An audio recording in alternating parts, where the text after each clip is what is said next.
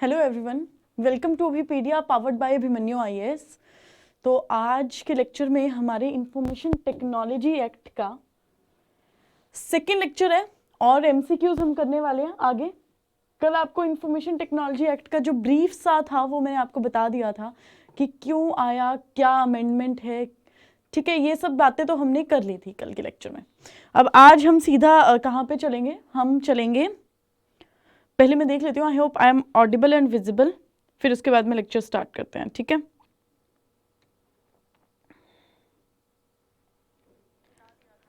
क्यों आया, क्या अमेंडमेंट है, ठीक है, ये सब बातें तो हमने कर ली। चलिए ठीक है, सब क्लियर है। अब स्टार्ट करते हैं आज का लेक्चर। कि वेट कर लीजिए, थोड़ा वेट कर लें क्या थोड़ा, अभी तो इंफॉर्मेशन टेक्नोलॉजी एक्ट 2002 की हम बात कर रहे हैं। Information technology act 2002 is very important, not for only exam point of view, but अगर जनरल सेंस में भी देखा जाए ना, अगर जो लोग लॉ ग्रेजुएट्स नहीं भी हैं, अगर वो भी इन लेक्चर्स को देखें तो ये लेक्चर्स उनके लिए भी बहुत इंपॉर्टेंट है। बिकॉज जो आईटी एक्ट में पनिशमेंट्स दी गई हैं और जो बातें की गई हैं, जिन ऑफेंसेस को क्रिमिनलाइज किया गया है, they are very important. Because आज की डेट में हम सब लोग कंप्यूटर यूज करते हैं, ई कॉमर्स यूज करते हैं, सोशल मीडिया पे everyone is in social media, our parents, हम लोग और हमसे छोटे जो हैं सब लोग सोशल मीडिया पे हैं। और हम लोग नेटफ्लिक्स, ओटीटी प्लेटफॉर्म्स भी सब कुछ यूज़ करते हैं आज की डेट में। तो हमारे लिए क्या जानना बहुत ज़रूरी है, हमारे लिए आईटी एक्ट बहुत जानना ज़रूरी है। आईटी एक्ट में क्यों क्या पनिशमेंट्स है। कल जैसे आइडेंटिटी थेफ्ट, मुझे पर्सनली बहुत अच्छा लगा था कि जब मैं आपको आइडेंटिटी थेफ्ट के बारे में मैंने आपको बताया, बिकॉज आइडेंटिटी थेफ्ट जो है वो आज की डेट में बहुत ज़्यादा होता है। किसी की पिक्चर कोई कहीं पे लगा के, अपने अकाउंट पे लगा के वही बन जाता है, वही बात करने लग जाता है। अब रिसेंटली मैं आपको खुद का भी बताती हूँ। Hello Scoop Rider, good afternoon all. Okay ठीक है। अब अभी रिसेंटली मेरे साथ भी एक्चुअली क्या हुआ था, मेरी भी एक पिक्चर, जो मेरी पिक्चर किसी ने मेरी इंस्टा से उठा के अपनी प्रोफाइल पिक्चर बना दी थी। तो देखिए ये सबके साथ होता है। मतलब आई वॉज सीरियसली शॉक्ड कि लोग डरते ही नहीं है, उनको लगता है ये नॉर्मल है, इट्स नॉर्मल। उनको पता ही नहीं है कि ये साइबर क्राइम है, उनको इसके रेपरकशंस के बारे में कुछ भी नहीं पता। They just do it. किसी की भी फोटो लगा के कहीं भी सेंड कर रहे हैं, कहीं पे अपना अकाउंट बना दे रहे हैं, पूरा का पूरा अकाउंट क्लोन कर रहे हैं। तो कल जो हमने पनिशमेंट देखी भाई, 3 years इम्प्रिजनमेंट उसकी पनिशमेंट है, और फाइन भी देखिए कितना है, सॉरी 3 year इम्प्रिजनमेंट, और फाइन देखिए उसका कितना था। तो इतनी ज्यादा पनिशमेंट है। 3 साल आप जेल की मतलब जेल की चक्की जो कहते हैं, जेल की चक्की काटना, ठीक है। इतना करने के बाद, इतना सब पनिशमेंट होने के बाद भी लोगों को बहुत ही नॉर्मल लगता है। तो ये नॉर्मल नहीं है। आईटी एक्ट इसलिए बहुत ज्यादा इंपॉर्टेंट है, बहुत ज्यादा बातें इसमें की गई हैं, ठीक है। तो चलिए नेक्स्ट प्रोविजंस पे चलते हैं, ठीक है। सेशन को आप पहले शेयर कर दीजिए, लाइक कर दीजिए। ये सेशंस बहुत ज़्यादा इंपॉर्टेंट हैं, और ऐसा नहीं है, ठीक है। प्री तो आ ही रहा है 26 को, वी ऑल नो प्री आ रहा है, बट लॉ साथ में करते रहिए। क्या लॉ छोड़ दोगे क्या? लॉ नहीं पढ़ना क्या? मेंस 1 महीने के बाद मेंस है। और जब मेंस, फिर आप एकदम से ढूंढोगे कि मेंस का कहाँ पे मिल जाए, क्या पीडीएफ हमको क्या मिल जाए। तो पहले ही जब आपको मैं बता रही हूँ कि कहाँ पे आपको पीडीएफ मिलेगी, डिस्क्रिप्शन बॉक्स में जाके लिंक में कर दो रजिस्टर। पहले ही आपको सब कुछ जब मैं बता रही हूँ, तो तब तो आपने नहीं मानोगे, आप एंड में जाके ये सब करोगे और अपना टाइम वेस्ट करोगे। मैं आज ही आपको बता रही हूँ, आप अपना टाइम वेस्ट करने वाले हो उस 1 महीने में। उस 1 महीने में तो हम जम के पढ़ने वाले हैं अच्छे से। ये इन चीज़ों पर रिसर्च करने में टाइम वेस्ट नहीं करना है उस टाइम। अभी कर लीजिए ये काम। प्री की तैयारी मुझे पता है आपने कर ली होगी अभी तक, अभी तो रिवीजन करना है। और हमारा लेक्चर भी, मुनेश मैम का लेक्चर भी गया है आपको रीजनिंग की, उन्होंने स्ट्रैटेजी भी बताई है कि किस तरह से करनी है, ठीक है। तो आप लोग वो कर लोगे। मेंस का क्या, मेंस में कैसे करोगे? मेंस में डेप्थ में क्वेश्चंस आते हैं, हमेशा मैं आपको कहती हूँ डेप्थ में क्वेश्चंस आने लग गए हैं मेंस में, ठीक है। तो उस अकॉर्डिंग काम करिए, उस अकॉर्डिंग पढ़िए, पीडीएफ्स डाउनलोड कीजिए, ये सेशंस देखिए, they are very important sessions. And जो हमारा प्रॉपर कोर्स है उसके बारे में जानिए, रजिस्टर कीजिए। आपको तभी पता लगेगा ना कि प्रॉपर कोर्स में आपको क्या प्रोवाइड होता है। यहाँ पे it's just a trailer, picture तो बाकी है ना मेरे दोस्त। तो ठीक है, पढ़ना अच्छे से स्टार्ट कर दीजिए। चलिए करें, फिर स्टार्ट करें हम लेक्चर। पहला एमसीक्यू आज का देख लेते हैं। तो फर्स्ट एमसीक्यू हमारा क्या पूछ रहा है हमसे कि भाई major amendments to IT act 2000 was introduced in the form of IT amendment act 2008 और वो which came into effect on, ये जो हमारी अमेंडमेंट हुई है जिसको क्या कह देते हैं, आईटी अमेंडमेंट एक्ट 2008 भी कहते हैं, क्या कौन सी तारीख को, क्या डेट था जब वो इफेक्ट में आया, विच केम इनटू द इफेक्ट। चलिए ऑप्शंस क्या है, 2009 अक्टूबर 27, 2008 अक्टूबर 27, 2008 जून 1 और 2009 जुलाई 3। चलिए जल्दी से इसका आंसर कीजिए, क्या आंसर होगा, ए बी सी डी में से क्या आंसर होगा। टेक्निकल क्वेश्चन है, अंदर से क्वेश्चन है कि भाई जब अमेंडमेंट एक्ट 2008 आया है तो वो कब इन्फोर्समेंट आया है, उसका इफेक्ट कब हुआ है। चलिए जल्दी से बताइए इसका आंसर क्या होगा, ए बी सी डी में से क्या होगा।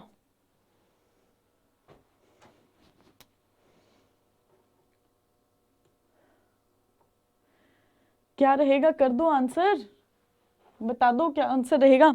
नहीं भी आता है ना तो बता दिया करो कि मैम नहीं आता, आप बता दो अच्छे से, जल्दी से आप बता दीजिए, नहीं आता वो भी बता दो, कोई बात नहीं, ठीक है।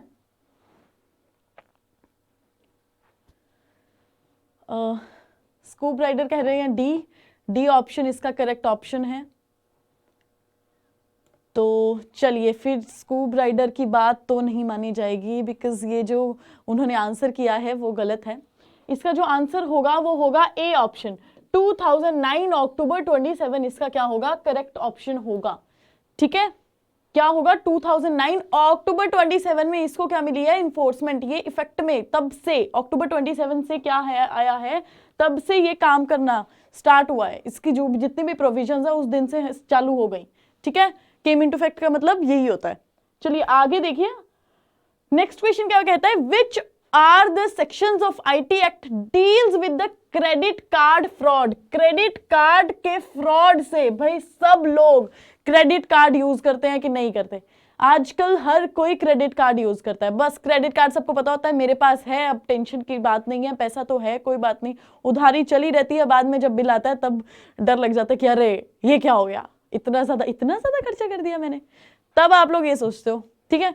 तो भाई क्रेडिट कार्ड के भी फ्रॉड्स होते हैं, तो वो किस सेक्शन में डील करता है, कौन सा सेक्शन हमारा आईटी एक्ट इनके बारे में बात करता है, पनिशमेंट्स भी दी गई हैं, ठीक है। तो बताइए मुझे क्या आंसर होगा, is it a 66 section 66 D, C और 66 डी में बात की गई है, 42 सेक्शन में, या फिर और 67 67 ए और 67 बी, 43 66 66 सी और डी, या फिर नन ऑफ द अबव। चारों सेक्शंस में से मुझे बताइए कौन सा ऑप्शन है वो करेक्ट ऑप्शन होगा इसका। चलिए जल्दी से आंसर कीजिए, ए बी सी डी में से कौन सा इसका जो है करेक्ट ऑप्शन होगा, बताइए। ए बी सी डी में से कौन सा आंसर होगा, कौन से ऐसे सेक्शंस हैं जो क्रेडिट कार्ड फ्रॉड के बारे में बात करते हैं। स्कूब राइडर का आंसर आ रहा है, वो कह रहे हैं सी आंसर कर रहे हैं कि 43 सेक्शन होगा और 66 होगा, 66 सी होगा और 66 डी होगा, बाकी और कोई नहीं। जितने लोग देख रहे हैं कम से कम वो तो आंसर कर दो, कुछ तो कह दो। तो इसका आंसर, चलिए इस वाले ऑप्शन में स्कूब राइडर का हम जो हैं वो आंसर मान लेते हैं, तो इसका जो सी ऑप्शन है वही करेक्ट होगा। 43 सेक्शन में बात करता है, 66 सी भी बात करता है, 66 भी बात करता है और डी भी बात करता है। देखिए कई बार ऐसा होता है जो सेक्शंस होते हैं ना उसमें अलग अलग जो क्लॉजेस होते हैं, अलग अलग बारे में बातें की गई होती है, किसी में पनिशमेंट दे दी होती है, किसी में कुछ दे दिया होता है। तो आप ऐसे मत सोचना कि बात तो सिर्फ एक है तो ये तो सिर्फ एक ही सेक्शन बात कर रहा होता है, ऐसा नहीं होता। कई बार अलग अलग प्रोविजंस भी बात करती है एक ही चीज के बारे में, ठीक है। तो वही इस सेक्शन में पूछा गया था और इस सेक्शन का क्या आंसर, इस क्वेश्चन का क्या आंसर होगा, C option is the correct option. Next चलें क्या, नेक्स्ट कहता है कि which section of IT act 2000 deals with the punishment, किस चीज की पनिशमेंट बोल रहा है भाई, cheating by impersonation by using computer resource, किसी की इम्पर्सोनेशन कर देना, क्या यूज करके, कंप्यूटर का कोई भी रिसोर्स यूज करके वो जो है वो किस सेक्शन से डील करता है? क्या है हमारा? चीटिंग बाय, आप चीट कर रहे हो किसी को, किसी की इम्पर्सोनेशन कर रहे हो। अब मैं आपको बताती हूँ इम्पर्सोनेशन, व्हाट इज इम्पर्सोनेशन? किसी की आप प्रिटेंड कर रहे हो to be someone else. I am Shikha but I am pretending to be a person और बी पर्सन, तो what I am doing? I am impersonating him, ठीक है, आई एम अ इम्पर्सोनेटर। तो ये मतलब होता है किसी को आप क्या कर रहे हो, आप प्रिटेंड कर रहे हो कि मैं तो वो इंसान हूं, और आप फिर फ्रॉड कर रहे हो या फिर आप चीट कर रहे हो, आप कुछ भी कर रहे हो। अब मेरी आइडेंटिटी मेरे को किसी ने इम्पर्सोनेट कर दिया, किसी को बता दिया कि मैं तो ये हूं, मैं तो शिखापुरी हूं, ठीक है, और मेरे को ये शिखापुरी बनके कुछ भी किसी को चीट कर रहे हैं, तो क्या होगा? उस सेक्शन, ये सेक्शन किसके बारे में बात करते हैं, कहां पे बात की गई है? 66D में की गई है, सी में की गई है, एफ में की गई है या फिर बी में की गई है? चलिए ए बी सी डी में से जल्दी से मुझे आंसर कीजिए कि क्या होगा, बताइए भाई क्या आंसर होगा इसका, बताओ जल्दी से मुझे आंसर बताइए क्या होगा। ये जो ऑफेंसेस है ना, ये रोज के केसेस हैं ऐसे। आपने मतलब हम सबने तो नॉर्मली ये केसेस देखे होते हैं, बट हम लोग बॉदर नहीं करते, कंप्लेंट नहीं करते, हम साइबर सेल में नहीं जाते, हम कुछ भी नहीं करते हैं, हम बस बैठे रहते हैं। और हमने ही ऑफेंसेस को ना, हमने जब लॉ को हम सीरियस नहीं लेते हैं, हम लॉ का जो हमारे लिए इतने लॉज बनाए हैं, हम उनका फायदा नहीं उठाते, तभी ये सारे ऑफेंसेस इतने नॉर्मल बन गए हैं, इतने कॉमन बन गए हैं।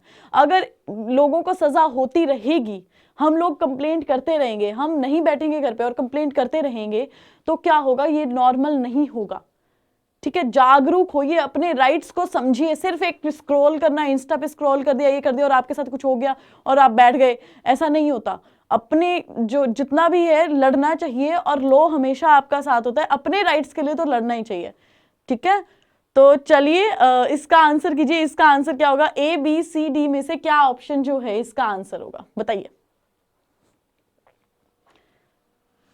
नहीं, आप नहीं बताएंगे मुझे लगता है, तो चलिए मैं ही आपको बता देती हूँ। इसका आंसर होगा A option is the correct option, ठीक है। 66D हमारा क्या बात करता है? इम्पर्सोनेशन। किसी ने आपकी क्या की है? इम्पर्सोनेट कर दिया है आपको बाय यूजिंग कंप्यूटर रिसोर्स और चीट कर रहा है, ठीक है। तो ये सेक्शन बात करता है हमारा 66D इसके बारे में। नेक्स्ट करें। नेक्स्ट क्या है? Which section of IT act was invalidated by Supreme Court of India? Supreme Court of India ने कौन सा इनमें से सेक्शन है? मुझे लगता है आपको दिख नहीं रहा, ऑप्शंस में लिख देती हूं इसको अच्छे से। कौन सा सेक्शन है? वैसे तो आपको विदाउट ऑप्शन इसका आंसर करना चाहिए, ठीक है। ये क्वेश्चन इज वेरी इंपॉर्टेंट और ये न्यूज में चला ही रहता है। अभी पीछे जैसे भी 2-3 महीने पहले भी ये वाला जो टॉपिक था वो न्यूज में चला था। तो ये विदाउट ऑप्शंस ही आपको देख के वैसे क्लियर होना चाहिए कि क्या आंसर बनेगा, but I right it down कि क्या ऑप्शंस दी गई हैं, ठीक है।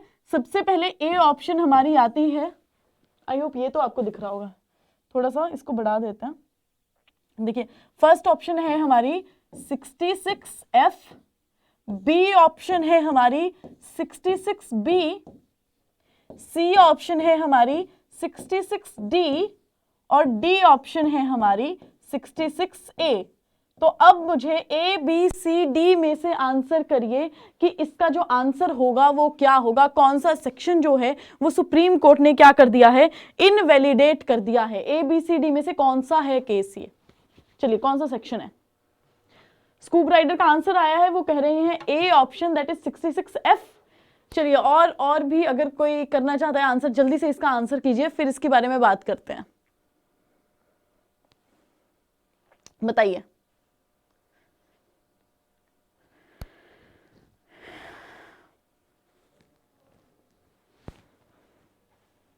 चलिए बताइए क्या आंसर होगा।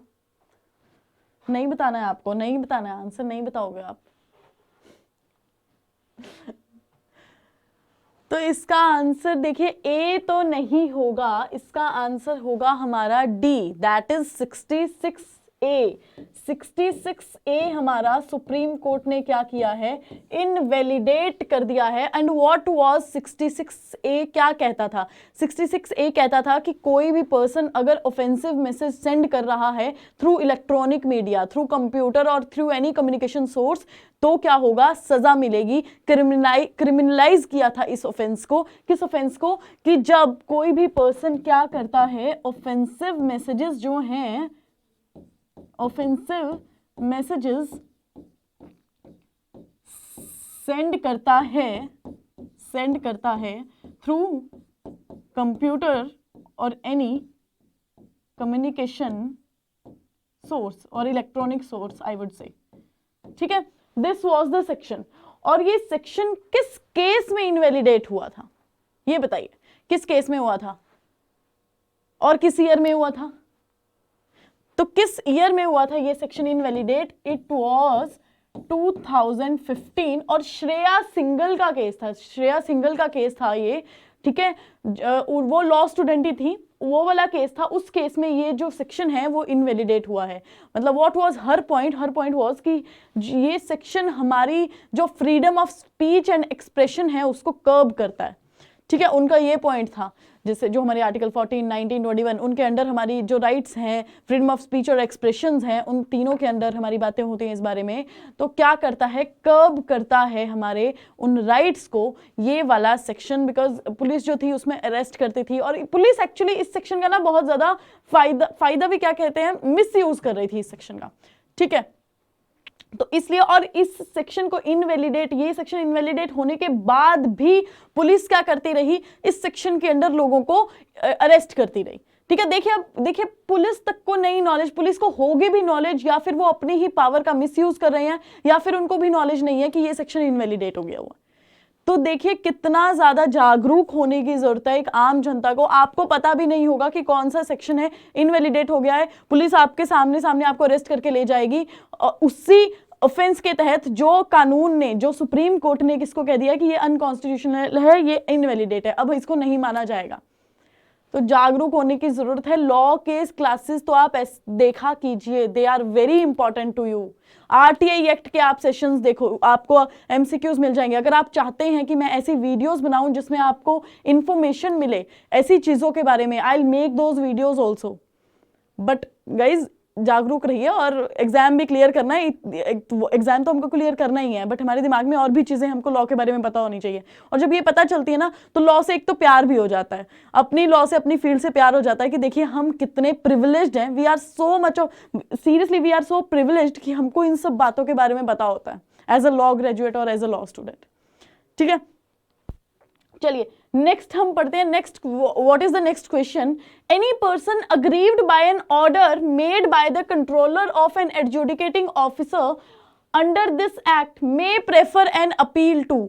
भाई कहां पे अपील लेकर जाओगे? अगर कोई भी पर्सन अग्रीव हो गया है, उसको लगता है मेरे अगेंस्ट कर दिया है, किसने ऑर्डर कर दिया है? कंट्रोलर और एडजुडिकेटिंग ऑफिसर ने, तो वो अपील लेकर कहां जाएगा?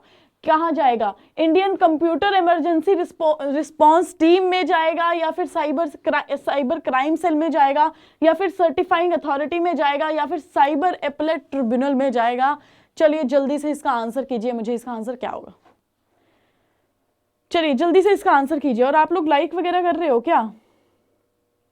लाइक तो कोई नहीं करता, लाइक तो आप लोग करते नहीं हो। लाइक करो, देखो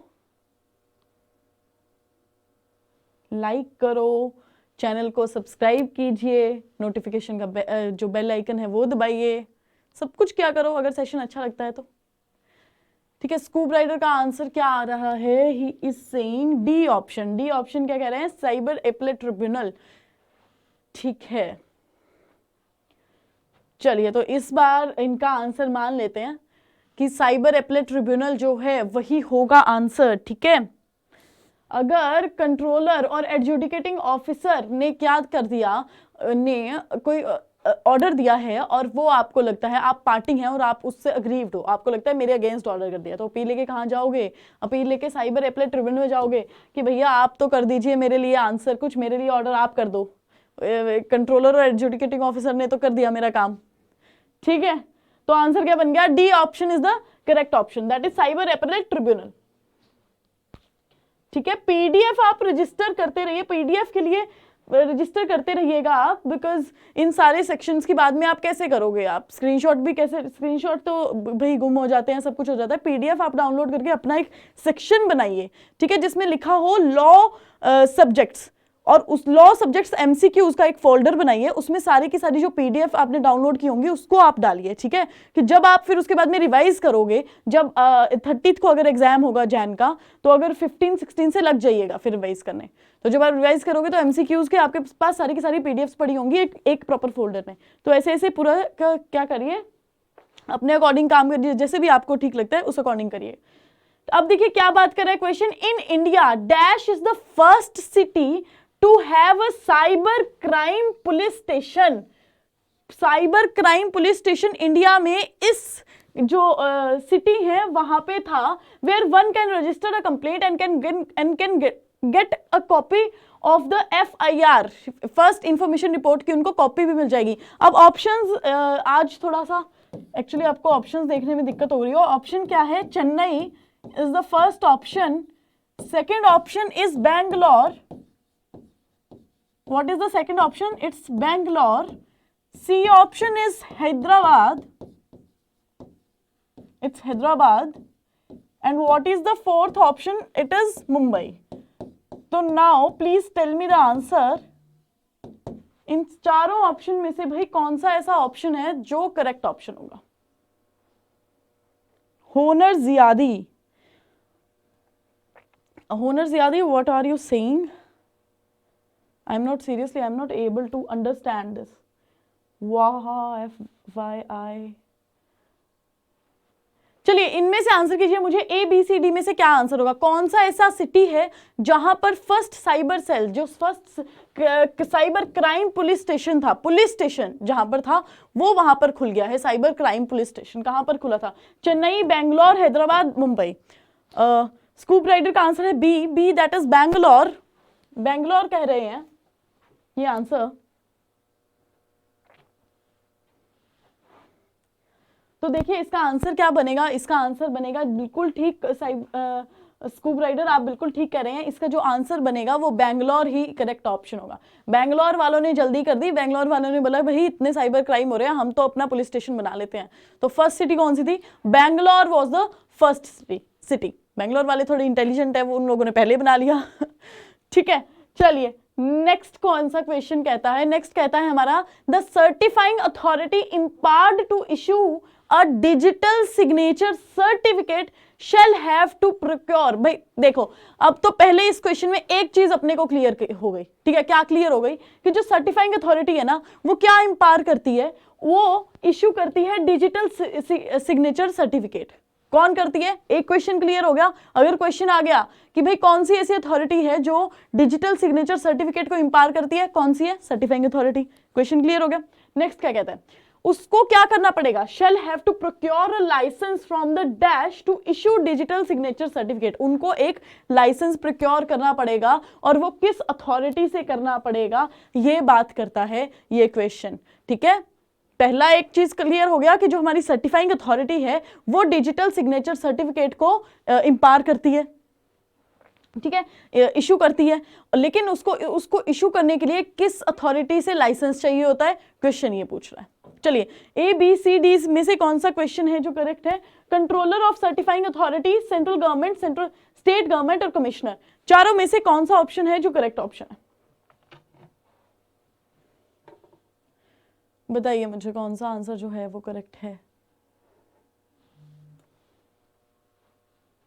ABCD, चलो कंट्रोलर होगा, सेंट्रल गवर्नमेंट होगी, स्टेट गवर्नमेंट होगा और कमिश्नर होगा।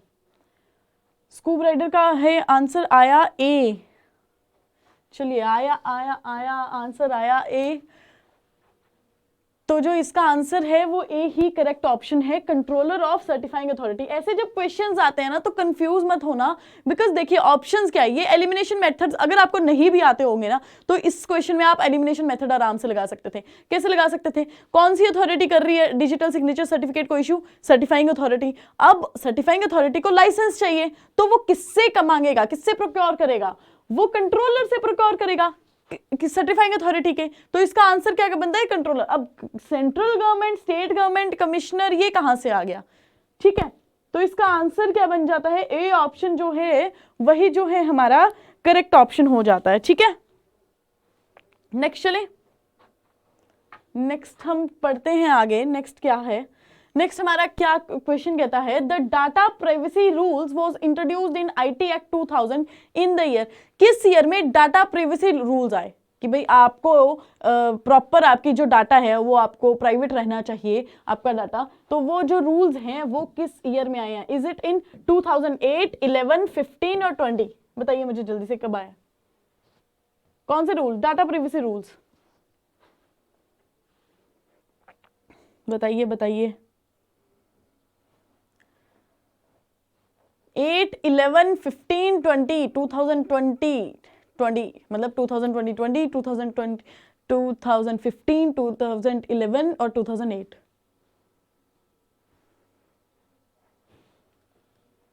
ए बी सी डी में से क्या ऑप्शन करेक्ट है?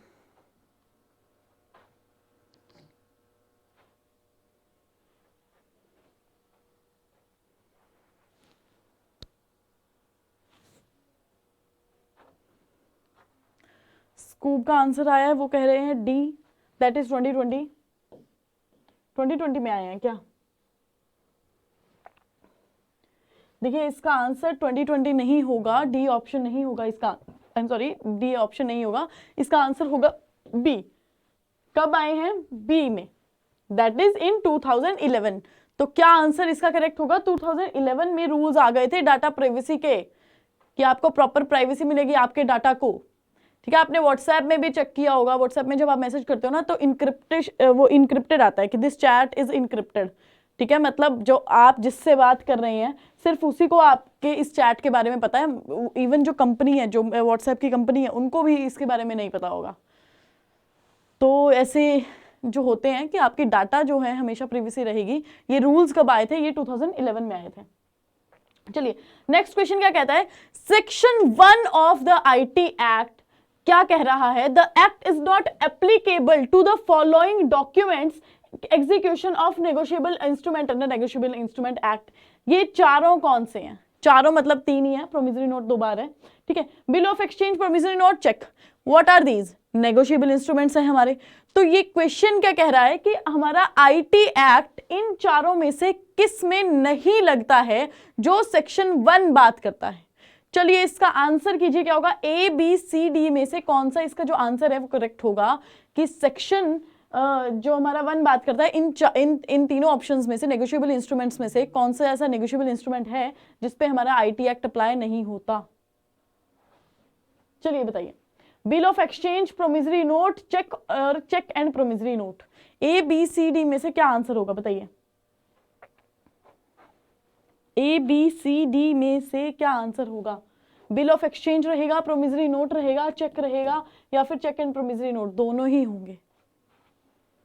स्कूब का आंसर आया है चेक, मतलब सी ऑप्शन उनको लगता है कि करेक्ट ऑप्शन है।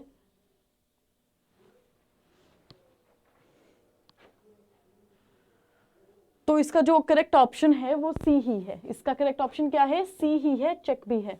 अच्छा, आपको मैं एक और अपडेट दे दूं, अगर आपको कुछ भी डिस्कस करना हो, अगर आप चाहते हैं कि मेंस का आपको डिस्कस करना है, लॉ के बारे में आपको कुछ डिस्कस करना है, आपको रीजनिंग, जनरल अवेयरनेस, इंग्लिश, किसी के बारे में आपको डिस्कस करना है, तो डिस्क्रिप्शन बॉक्स में हमने लिंक दिया है, आपको हमारे टेलीग्राम ग्रुप का लिंक दिया गया है, आप उस लिंक पे क्लिक कर सकते हैं और जितना भी डिस्कशन अगर आपने करना हो, आपने क्वेश्चन पूछना हो, आपने चाहे फैकल्टी से क्वेश्चंस पूछने हो, आपकी कुछ भी क्वेरी हो, आप वहां पे डिस्कस कर सकते हैं।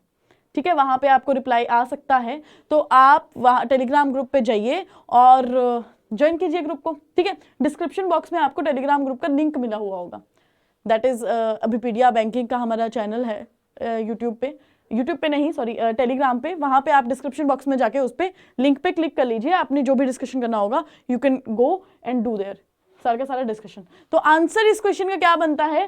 सी option is the correct option. ठीक है, चेक जो इसका ऑप्शन है वो करेक्ट है, स्कूब आप बिल्कुल ठीक कर रहे हो। सी ऑप्शन क्या होता है? इसका करेक्ट ऑप्शन होता है। नाउ नेक्स्ट क्वेश्चन हमारा आज का लास्ट क्वेश्चन है, क्या कहता है, dash is the maximum penalty for damage to computer system, unauthorised access, download of data, infecting with virus, denial of access etcetera as per section 43।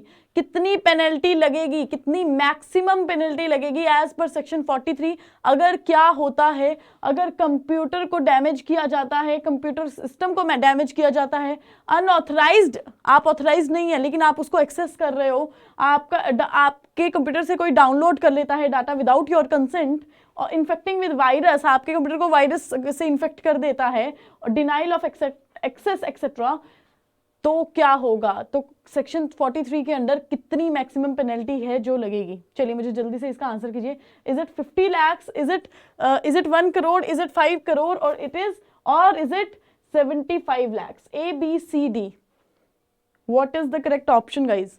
चलिए बताइए क्या इसका करेक्ट ऑप्शन होगा। मैक्सिमम पेनल्टी के बारे में बात हो रही है, मैक्सिमम पेनल्टी कितनी लगती है इस केस में, चलिए बताइए। वैसे ये तो अब मुझे लगता है कि जो टेकीज होते हैं उनको भी ये आईटी एक्ट का पूरा पता होना चाहिए, ठीक है, बिकॉज उनका तो काम ही सारा कंप्यूटर का होता है। तो अगर आपके कंप्यूटर से आपकी इन्फॉर्मेशन को एक्सेस कर देता है, इन्फेक्ट कर देता है आपके कंप्यूटर को वायरस वगैरह से, तो देख लीजिए पनिशमेंट है। अब बताओ कितनी पनिशमेंट है सेक्शन 43 में दिया गया। सबको ये एक्ट तो सभी पढ़िए भाई, सबको बहुत जरूरी है। ए बी सी डी में से क्या ऑप्शन है जो करेक्ट ऑप्शन है, चलिए मुझे जल्दी से बताइए। मुझे लग रहा है कि आपका मन नहीं है बताने का, कि नहीं मैं तो नहीं बताऊंगा, अपने आप बता दो आप इसका आंसर। चलिए तो इसका आंसर जो है वो क्या बनता है, it's A option, that is ₹50 lakhs। 50 lakhs is the maximum penalty अगर आपके साथ कोई क्या करता है, अगर आपका कोई कंप्यूटर डैमेज कर देता है, अनऑथराइज्ड एक्सेस कर देता है, आपके कंप्यूटर को कोई वायरस से इन्फेक्ट कर देता है, तो उस इंसान को कितनी मैक्सिमम पेनल्टी लग सकती है? 50 lakhs। 50 lakhs is the huge amount, 50 lakhs लग जाएगी पेनल्टी। देखिए आपके कंप्यूटर रिसोर्स को अगर कोई ऐसा करता है, तो प्लीज गाइज पता होना चाहिए आपको ये सब बातें, ठीक है। आपके साथ कोई ऐसा ना करे तो उसको भी पता होना चाहिए कि मैं तो ऐसा करूंगा तो 50 लाख मुझे देने पड़ जाएंगे, लेने के देने पड़ जाएंगे, ठीक है। तो इसीलिए लॉ का नॉलेज सबको होना चाहिए, मुझे तो ऐसा लगता है लॉ का नॉलेज सबको होना चाहिए, बिकॉज कहीं ना कहीं से कोई पॉइंट ऐसा निकल जाता है जो हमारी नॉर्मल सी जिंदगी में भी ना एक बहुत इफेक्ट लेकर आता है, हम दबे हुए रह जाते हैं, लेकिन अगर लॉ पता होगा तो कोई दबता नहीं है, ठीक है। तो चलिए आई होप आपको ये सेशन अच्छा लगा होगा। आज का सेशन हमारा, आज हमने काफी ज्ञान वाली बातें, आप कहोगे ज्ञान वाली बातें भी की हैं। तो चलिए नेक्स्ट सेशन में मिलते हैं हम अगले सेशन में। ट्यूसडे को, कल हमारा ट्यूसडे है तो कल तो छुट्टी रहेगा, उससे नेक्स्ट डे हमारा जो लाइव सेशन है ये 2 बजे का, ये चलता ही रहेगा। तो आई होप आपको अच्छा लगता होगा, और प्लीज़ गाइज ये शेयर करिए और फ्रेंड्स के साथ और लाइक भी कीजिए, चैनल को सब्सक्राइब कीजिए ताकि आपको इन्फॉर्मेशन आती रहे। टेलीग्राम लिंक के बारे में मैंने आपको बता दिया, पीडीएफ के बारे में आपको बता दिया, जैसे भी आपको अच्छा लगता है आप करिए, अपनी प्रिपरेशन अच्छे से करिए, कंसिस्टेंसी बनाए रखिए, ठीक है। और मुझे कमेंट सेक्शन में बताते रहिए कि आपको क्या चाहिए, आपको किस चीज़ की वीडियो चाहिए, आपको किस एक्ट के एमसीक्यूज चाहिए, प्लीज़ लेट मी नो, तो ताकि मैं आपकी प्रेफरेंस के अकॉर्डिंग भी वीडियो बना सकूं, ठीक है। ये आप ध्यान रखिए कि अगर आपको प्रेफरेंस हो कुछ कि मुझे इस एक्ट के एमसीक्यूज चाहिए, then please let me know, will make that video also, ठीक है। चलिए तो thank you so much guys, और ऑल द बेस्ट। प्री भी आने वाला है, तो मिलते हैं, बाय।